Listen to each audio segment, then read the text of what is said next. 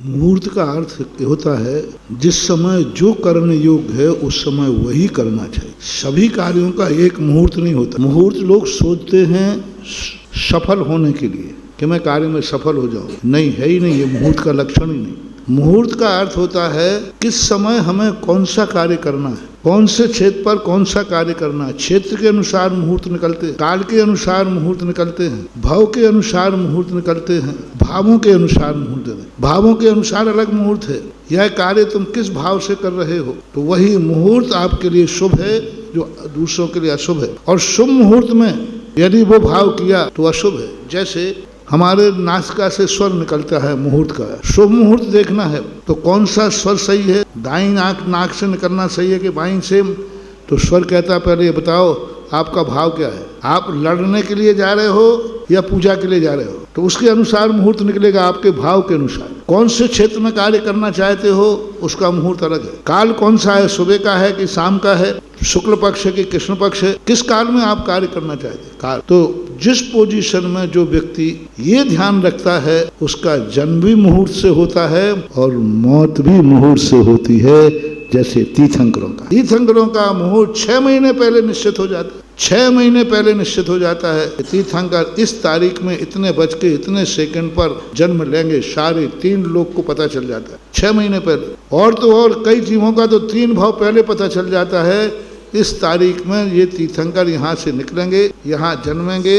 इस मुहूर्त उन्हीं के नहीं निकल पाते हैं जन्म मृत्यु के, तो जिंदगी में मुहूर्त सफल होने का तो करते रहे, लेकिन कभी ये विचार नहीं किया कौन सा कार्य कहाँ किस समय किसको करना है। ना उन्होंने ये ध्यान दिया कि हमारे लिए कार्य करने योग्य है कि नहीं है। उन्होंने तो ये ध्यान दिया कि मैं जो करना चाहता हूँ उसमें सफल हो जाऊँ। मैं चोरी को जा रहा हूँ तो मैं गलत कार्य करने जा रहा हूँ। बस सबकी धारणा एक बन चुकी है, मैं जो कर रहा हूँ उसमें सफल हो जाऊँ, इसके लिए मुहूर्त निकालते हैं।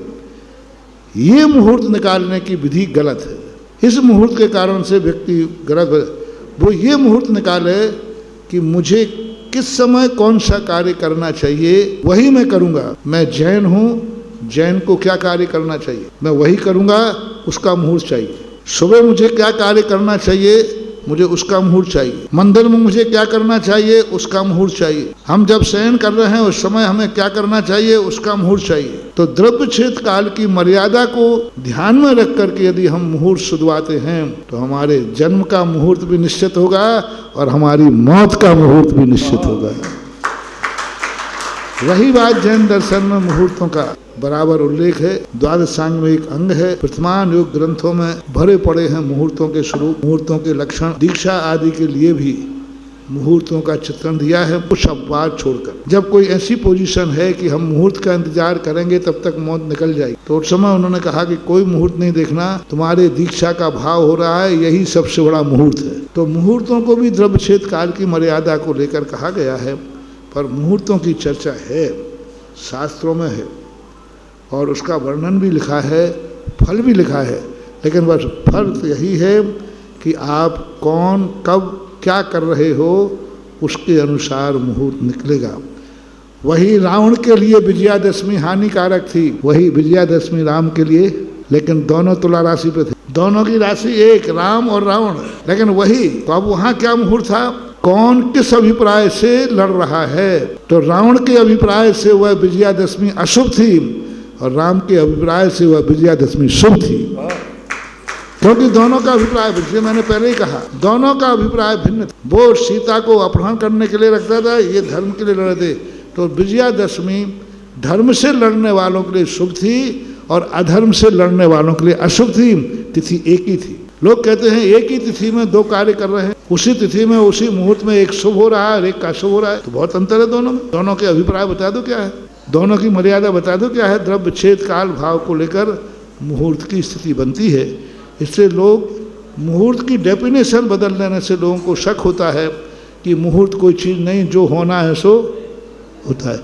ये आपकी परिभाषा जो बनाते हैं, मुहूर्त की परिभाषा समझो। मुहूर्त ऐसा नहीं है कि तुम्हें डांका डालने जाओ तो भी तुम्हें सर्वार सिद्धि योग है जाओ, तो सारे डांकू सर्वार सिद्धि योग देख के जाएंगे। फिर वहाँ लिखा रहता है कि सर्वार सिद्धि योग किसके लिए है, धार्मिक अनुष्ठानों के लिए सर्वार सिद्धि है। अधार्मिक कार्यों के लिए तो मृत्यु योग है। हाँ, स्पष्ट रूप से उन्होंने लिखा है कि यही मुहूर्त इस कार्य के लिए जाओगे तो शुभ है और इससे विपरीत जाओगे तो अशुभ है। जैसे अष्टांग का पर्व है, धर्म के लिए करोगे तो शुभ है और अष्टांग का में अधर्म करोगे तो अशुभ है, ऐसा